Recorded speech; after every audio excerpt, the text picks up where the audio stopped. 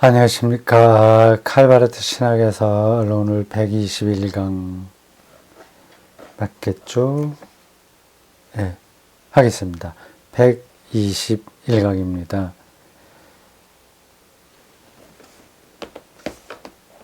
칼바르트의 마지막 조교였던 에버하르트 부시가 설명한 바르트 신학의 총체입니다. 위대한 열정. 오늘 우리는 교회론에 해당하는 부분을 잠시 읽겠습니다.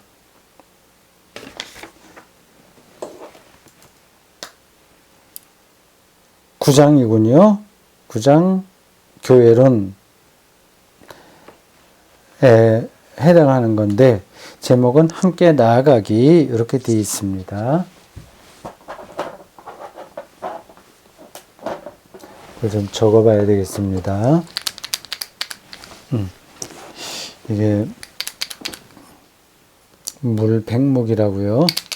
네, 새롭게 지금 제가 카메라 화면을 보고 있습니다. 좀 작아요. 파인더로나? 아니 모르겠어요. 거기에 아주 작은 글씨로 지금 몇 분 시간 지났는지 거기 되어 있습니다. 저기 좀 크게 보이면 시간 조절을 할 수 있는데 너무 작아요. 가까이 계속 가서 확인할 수도 없고 그래서 다른 데 써놓습니다. 몇 시까지 해야 된다. 그래서 35분 내외에 이렇게 합니다.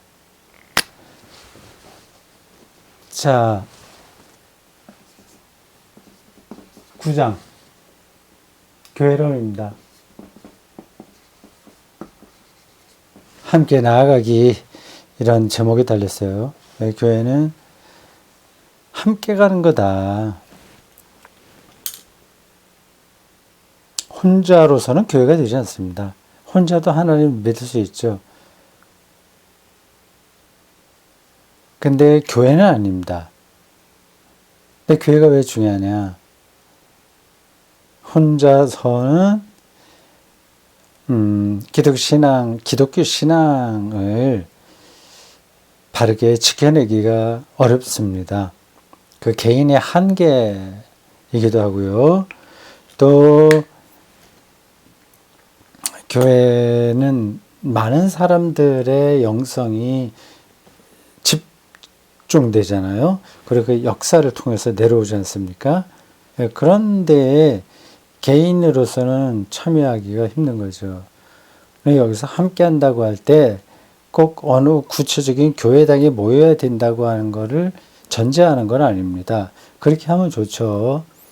상황에 따라서 요즘 많이 얘기되고 있는 비대면 예배 또는 온라인 교회 그것도 포함해서 말씀드리는 겁니다. 온라인의 방식으로 그 신앙적인 연대성이 유지된다면 끝은 여기 제목이 가리키고 있듯이 함께 나아가기가 되는 거죠.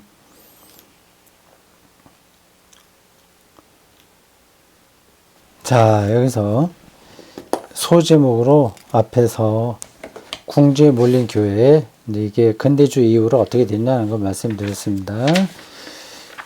그리고 두 번째 소제목으로는 교회다운 참된 교회 되어 있습니다.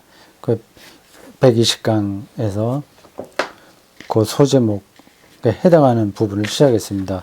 그 이어지는 오늘 공부입니다. 441쪽 밑에서 둘째 줄입니다.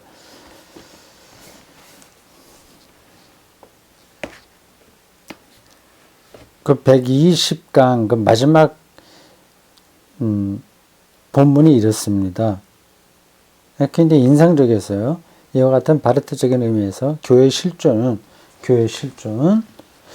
이런 말들이 좀 일상적이지 않아서 착착 와 달라 붙지 않는 느낌이 들지 모르겠습니다. 교회의 실존. 그냥 말 그대로 실제로 존재한다. 실제의 그러한 교회라 이렇게 생각하면 됩니다. 사람들이 모여서 혹은 모여서 싸우기도 하고, 뭐, 친하기도 하고, 예배도 있고, 또 거기서 감동받기도 하고, 실망하기도 하고, 아니면 모든 것들, 인간 실존, 이런 얘기도 하잖아요.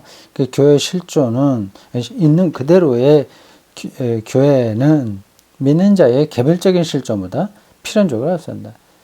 교회가 개별적인 것보다 앞선다. 그건 앞에서 제가 잠깐 말씀드린 겁니다. 개인의 한계가 있고요. 역사에서 그렇게 신앙이 전승된다고 하는 걸 전제한다면 짧은 시간에 살고 있는 한 개인이 아무리 뛰어나도 그걸 교회의 영성을 감당할 수 없는 거죠.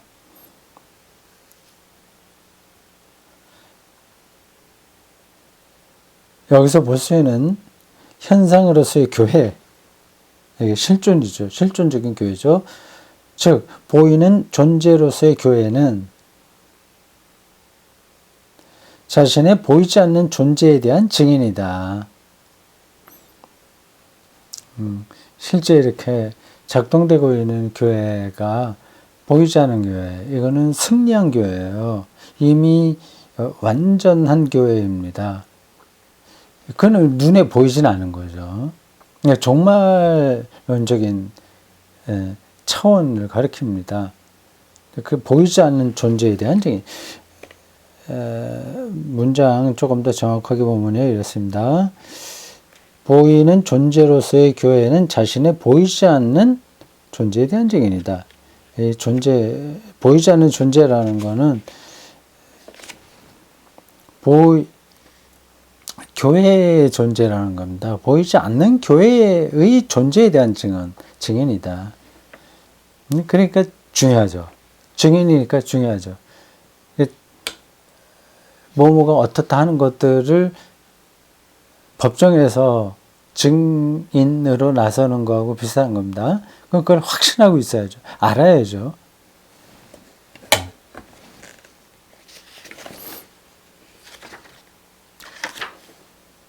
보이는 실존 안의 교회는 최선의 경우에도 저 현실적인 교회, 현실적인 참된 교회, 그리고 그 안에서 활동하시는 그리스도에 대한 모호한 증언에 그친다. 아무리 교회가 잘 하려고, 증인을 잘 서려고 하더라도 그렇게 확실한 건 아닌 겁니다. 실제 교회에 상처가 많거든요. 여러 가지 점에서 그렇습니다. 그러니까 그게 모호하다, 이제 그렇게 표현한 겁니다. 그러나 이 사실이 보이는 것은 보이지 않는 것을 증언한다는 명제를 변경시키지는 못한다. 공교회를 믿습니다라는 고백은 이제 사도신경에 나오는 거예요. 공적인 교회, 공공성, 사적인 교회가 아니라 공적인 교회. 그러한 사도신경의 고백은 보이지 않는 것, 곧 볼 수 있는 것의 비밀에 대한 믿음을 고백하고 있다. 그래서 상처가 많은 교회를 믿을 수는 없죠. 그러나 그 고백은 보이지 않는 교회, 이미 완성된 교회, 승리한 교회, 종말론적인 교회, 보이지 않는 비밀에 대한 믿음을 고백하고 있다. 같이 연결되는 겁니다. 보이는 교회는 보이지 않는 교회의 증인이고, 보이는 교회에 대한 고백, 공적인 교회를 믿는다 라고 하는 말은 그 완성된 교회에 대한 고백을 전제하는 겁니다. 이런 것들을 일반 신자들이 평소에는 잘 듣지 않아서 낯설 겁니다. 뭐 교회면 교회지, 뭐 보이는 교회고 보이지 않는 교회 어떻게 그래 우리가 구별하며 사나. 뭐 공적인 교회 이게 도대체 무슨 개념이지? 그냥 설명을 할 때는 잠깐 알아듣는 것 같지만 실제 교회 생활에서는 관심이 없습니다. 그러니까 기독교인도 습관적으로 모든 것을 생각하고 사니까 산다는 거죠. 그게 신앙적인 데서도 습관적이고 세상 살이에서도 습관적입니다. 그 관성이 있어야 저거 나쁘다 좋다 그리고 나한테 이익이다 아니다 그걸로 민감하지 않습니까? 그런 것들이 우리 삶을 밀고 나가서 그 교회 안에서까지 그 작동을 합니다. 그래서 신앙적으로 살기 조금 어렵죠. 그래서 이렇게 신앙적으로 산다고 하는 것은 신앙의 근본으로 들어간다고 하는 건데, 그 신학이 바로 그걸 설명해 주는 겁니다. 기독교인들이 신학 공부하기 싫어하는 이유도 거기에 있는 거예요. 그런 것들은 자기가 관성적으로, 습관적으로 알고 있던 것을 이제 내려놓아야 갈 수 있는 거거든요. 근데 그거를 하기 좀 피곤하죠. 그리고 그 구미에 당기지도 않고, 그냥 자기가 알고 있는 그 한도 안에서 그거를 적당하게 이렇게 얼버무려서 좀 은혜롭게 얘기하면 그것으로 충분하다고 생각하는 겁니다. 이제 그 대중적인 설교자들은 대다수가 그런데 탁월한 능력을 보입니다. 그러니까 기독교 신앙을 대단히 잘 포장하는 거죠. 좋은 뜻으로 제가 말씀드리는 거예요. 그런 정도라도 해서 기독교 신앙으로 사람들이 살도록 좀 끌어가는 건 필요한 거죠. 제자를 만들고 교회에 성실한 사람 만들고 사회에 나가서 도덕적으로 살게 만들고 그런 정도의 노력이라도 좋다. 어떻게 보면 그게 최선이다 생각할 수 있습니다. 그러나 이제 그게 우리의 영성을 건강하게 하는 건 아닙니다. 여전히 그 언저리에 머물러 있는 거죠. 이런 바르트의 책들은 그런 사람들에게는 별로 도움이 안 돼요. 이렇게까지 생각하고 싶어 하지 않습니다. 말이 많았네요. 인간은 보이지 않는 교회에 대한 믿음 안에서 보이지 않는 교회, 보이지 않는 교회.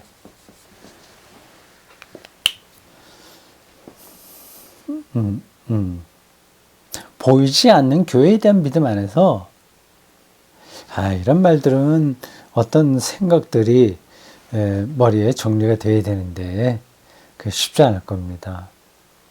보이지 않는 교회, 승리한 교회, 종말론적인 교회, 하나님이 직접 통치하는 교회, 이렇게 다른 말로 설명할 수 있습니다.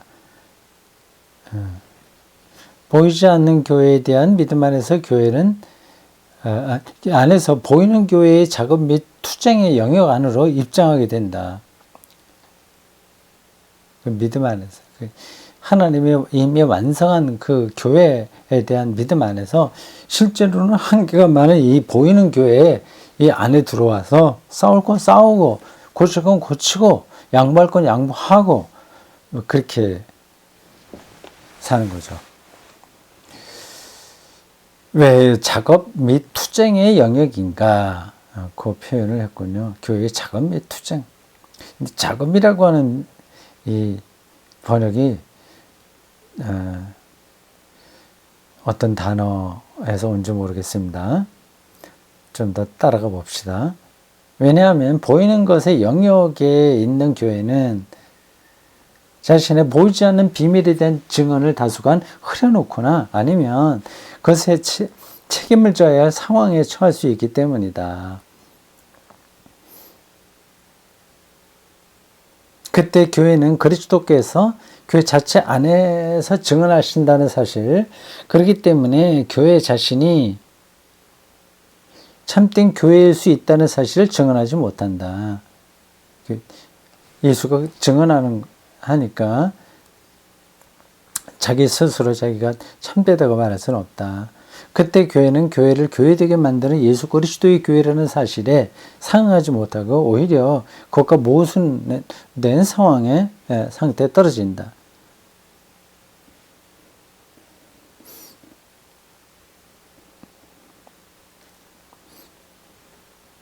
그러니까 우리가 감당해야 될 문제들이 이렇게 어렵다고 하는 겁니다. 자칫하면 잘못된 데 떨어지게 되죠. 여기서 반복해서 그때라고 부사를 사용한 게 그때라고 하는 건 우리가 감당해야 될 일들이 모호한 여기서 뭐 흐려놓거나 뭐 이렇게 얘기하죠. 이게 명백하지 않을 때가 많이 있는 겁니다.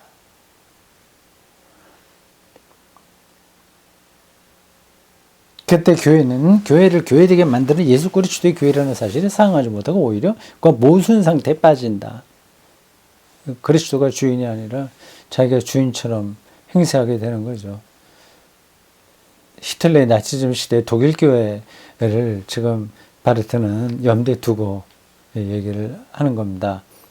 구체적으로는 이제 그 시대의 교회고, 뭐 또 2000년 동안 내려왔던 교회에서도 그런 경우가 많았습니다. 그걸 다 품어내는 표현들이에요. 그때 교회는 이제 모순에 빠지게 될 때, 그리스도의 교회라고 하는 사실에 상응하지 못하게 될 때, 교회는 거짓 교회가 된다. 그렇다. 그때 교회는 교회로서 존재하기를 그친다.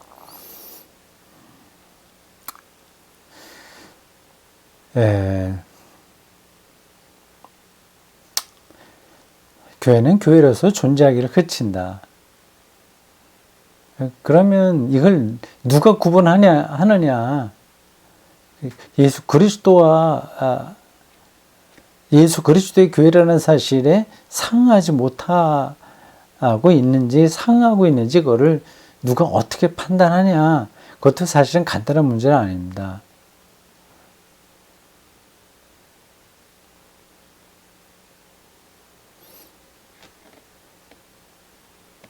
그렇기 때문에 더 신학적으로 그 문제를 붙들고 있어야 되죠. 이게 우리 개인이나 사회의 일반적인 삶하고도 비슷합니다. 도대체 참되게 사는 게 뭐지? 우리가 정의롭게 산다는 게 뭐지? 왜 정의로워야 되는 거지? 또 인간답게 사는 게 뭐지? 이런 것들이 늘 그렇게 명확하게 나타나진 않는 거 아니겠어요? 지금과 같은 이 자본주의 체제에서 이게 이 시대 전체가 참된 삶하고는 반대로 나가고 있다면 누가 이것을 거슬러서 연어가 물결을 거슬러서 그 원천으로 올라가듯이 그렇게 할 수 있겠습니까? 그게 좀 어려운 문제예요. 그거는 소수에게만 가능한 일일 겁니다. 이게 신학 강독을 하거나 설교를 할 때 저의 그 딜레마이기도 합니다. 그 소수의 영적인 통찰력이 있는 사람들에게만 가능한 그 기독교 신앙의 중심부를 자꾸 이야기하면 거기에는 여러 가지 이유로 가까이 갈 수 없는 사람들에게는 담이 쳐지는 거거든요. 그래서 그 대중들, 회중들, 교인들보다 반발짝만 앞에 있는 걸 이야기해야 이게 소통이 되거든요. 너무 본질에만 천착하면 너무 이제 낯설게 느껴지고 너무 여기 대중들이 원하는 것에만 가게 되면 이거는 포퓰리즘이 되고요. 근데 그 선을 지키기가 이건 거의 불가능합니다. 그런데 내가 이 시대 전체가 이 자본주의 속성에 완전히 물들어 있어서 다른 그리스도가 말씀하신 하나님 나라와 반대로 가고 있다면 그들보다 반발짝 앞에 있는 것만 이야기해 갖고는 이게 아무런 영양가가 없는 말이 되는 거죠. 그건 실효성이 전혀 없습니다.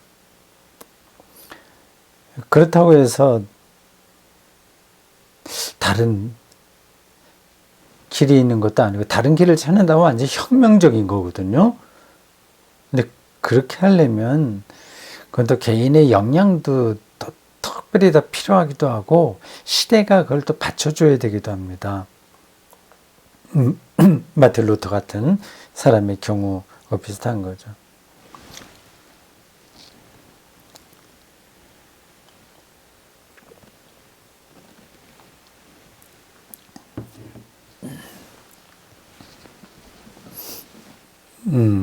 요 문장이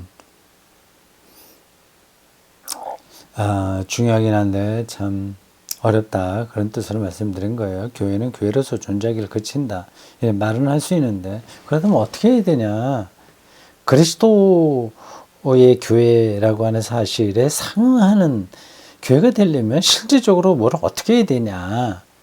히틀러 시대라고 한다면 보네퍼처럼 이제 반 히틀러 투쟁 거기서 더 나가서 그 암살하는 집단에 들어가서 폭력적으로 이 세계를 바꿔야 되냐.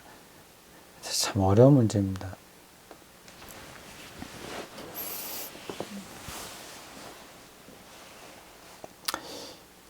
이와 같은 사실은 이렇게 말한다.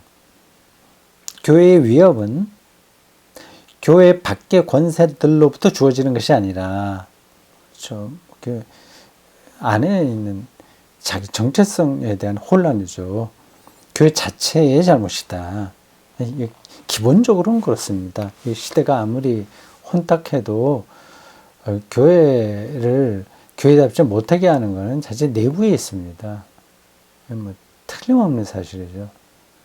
개인적인 삶도 마찬가지잖아요. 시대가 아무리 자본주의에 찌들려 있어도 우리 그 개인의 삶을 위협하는 것은 자기 자신의 문제예요.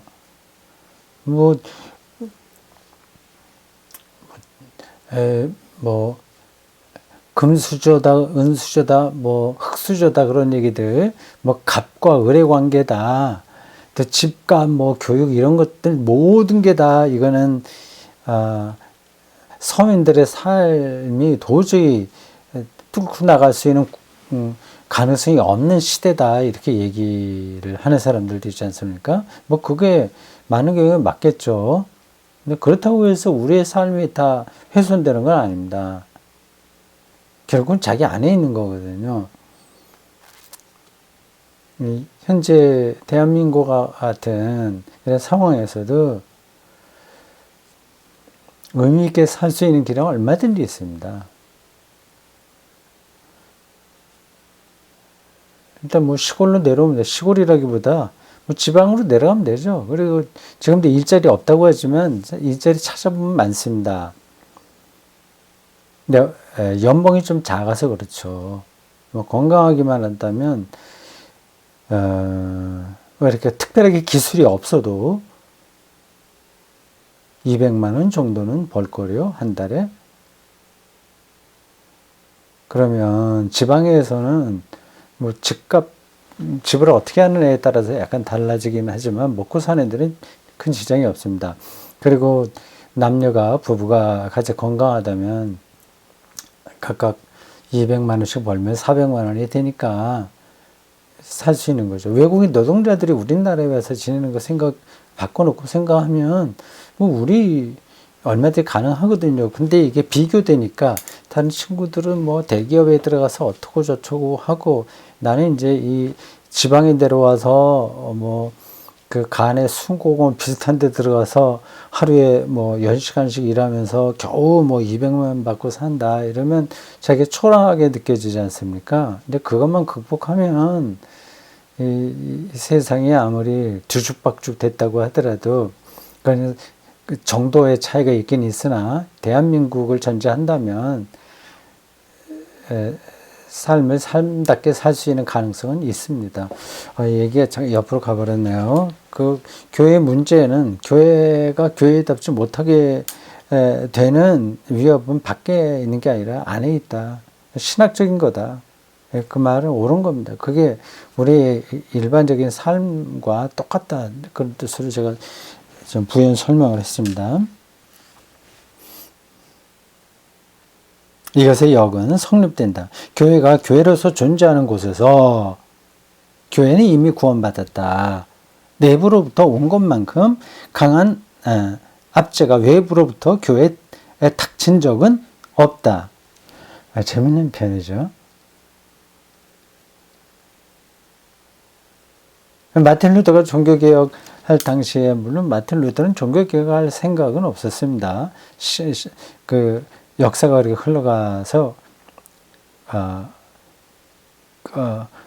그것의 선봉장이 됐을 뿐이죠. 어쨌든 그 시대에도 루터가 있었기 때문에 이 로마 가톨릭 교회가 잘못된 게 아니라 이미 문제는 로마 가톨릭 교회 안에 내부에 있었습니다.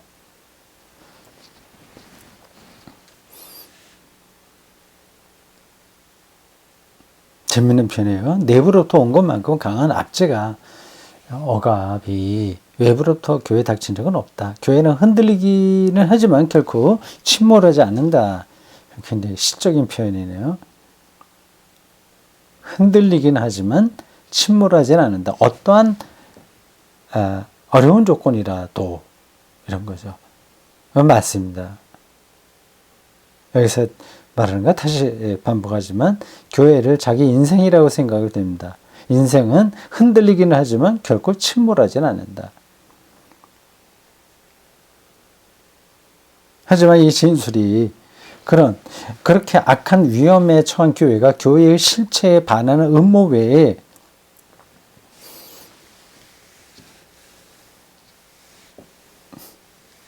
교회의 실체에 반하는 음모 외에 다른 어떤 일로 성공할 수 있다고 말해주지는 않는다. 문장 이야기가 좀 복잡하네요. 나이가 드니까 이 기억력은 물론이고 언어가 내 머릿속에서 파악되는 그 시간이 좀 길어져요. 그래서 문장이 굉장히 복잡한 거를 읽게 되면 이게 요거 주어고 그리고 어떤 것을 얘기하지 이걸 분석을 해야 되는데 어떨 때는 우리나라 말인데도 외국어를 번역하듯이 읽어야 될 때가 있습니다. 물론 번역에 문제가 있겠지만 저의 어떤 이러한 문장 파악 능력이 많이 떨어지고 있다 이 얘기입니다. 이 문장이 그런 거예요. 하지만 이 진술이 흔들리기만 하지만 침몰하지 않는다. 이 진술이 그런 위험, 주로 악한 거죠. 그 위험, 처한 교회가 이건 내부 위험이에요. 내부의 외부예요. 하여튼 내부 외부 그런 위험에 처한 교회가 교회의 실체에 반하는 음모 이런 표현들이 너무 이렇게 뭐라고 해야 될까? 번역이라서 좀 그렇긴 합니다. 교회의 실체는 뭐를 가리키지? 실존을 가리키나? 교회의 실체에 원래 교회에 보이지 않는 그 교회를 가리키나? 어쨌든 교회의 실체에 반하는 음모에 따로 어떤 일로 성공할 수 있다고 말해주지 않는다. 지나가요.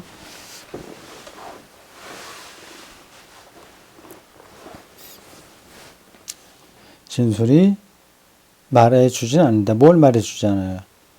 위험에 처한 교회가 교회 실제 반응 음모 외에 어떤 일을 성공할 수 있다고요. 교회가 성공할 수 있다고 말해주지 않는다. 성공하고 말고 그게 무슨 말이야? 교회가 교회다워지는 걸 얘기하나? 위험에 처한 교회의 실체 반응 음모. 하여튼 문장이 이상하게 비벼 꼬였어요. 넘어갑시다. 교회가 자기 스스로를 교회로 만들 수 없는 것처럼 참된 교회로서의 자기 자신을 왜냐하면 교회의 머리는 그리스도이기 때문인데 스스로 폐기할 수도 없다. 머리가 그리스도이니 스스로 폐기할 수도 없다. 교회는 거지가 될 수도 있고 장사꾼처럼 철신할 수도 있으며 자신을 창녀로 만들 수도 있다. 이런 과거에도 있었고 지금도 있다.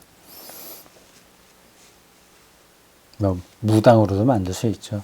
점쟁이로도 만들 수 있죠. 그럼에도 불구하고 교회는 여전히 그리스도의 신부로 남아있다. 교회는 자신의 실체에 대해 자기 모순에 빠질 수 있다. 그러니까 그리스도의 교회인데 장사꾼처럼 나타난다면 그건 이제 실체의 모순에 빠지는 겁니다. 그러나 그때 교회의 실체가 substance로 되어 있군요. 리얼리티는 아니고요. 비르크리카이트 아니고요. 교회의 실체, 이건 어떤 실제 알맹이가 있는 어떤 걸 구체적인 걸 얘기합니다. 교회의 실체가 자기 모순에 빠지는 것은 아니다. 오히려 우리는 이런 상황에서 보이는 교회의 작업 및 투쟁 영역 안에 놓이게 된다.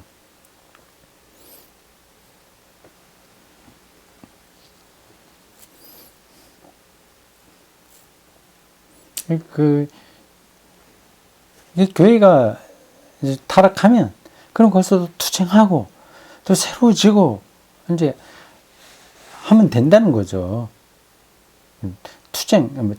교회 작업 및 투쟁 영역 안에 놓인다. 할 일이 있다. 그런 거지. 그리스도가 머리이기 때문에 우리가 어떤 타락한 부분이 있다고 하더라도 우리 교회로서의 실체가 없어지는 건 아니다. 그리스도가 살아있는데, 그리스도가 주인인데, 어떻게 그렇게 되겠냐. 우리 자신 교회를 잘못 규정하고, 그리스도의 교회에 반할 때가 있긴 있으나, 그거는 우리가 교회가 일을 하고 투쟁해야 될 그러한 기회가 주어지는 거다. 이런 뜻으로 보여요. 우리는 교회를 위해 일하고 투쟁해야 한다. 작업이라고 하는 게 베르크일 거예요, 독일어로. 베르크. 우리나라 말로 작업하면 좀 이상하잖아요. 작업 건다. 이건 조금 부정적인 의미인데 여기서는 긍정적인 의미입니다. 사역이라고 보통 우리 기독교에서는 많이 사용하죠. 주님의 사역할 때 그 사역이요. 그걸 영어로 work이거든요. 그 독일어로 베르크를 그렇게 번역했을 겁니다. 보이는 교회의 사역 및 투쟁 영역, 이렇게 생각합니다. 우리가 지금 보이는 형태 안에서 여전히 지속되는 모든 모호성에도 불구하고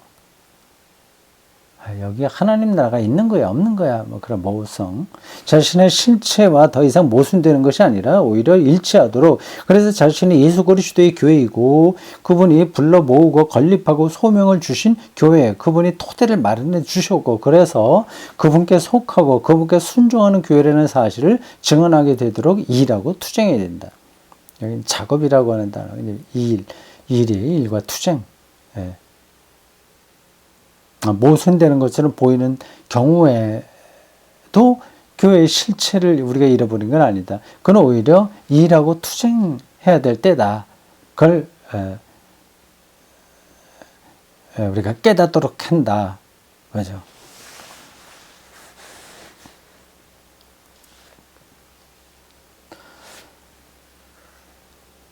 이와 같은 의미에서 교회는 그리스도의 교회로서 갖는 참된 존재,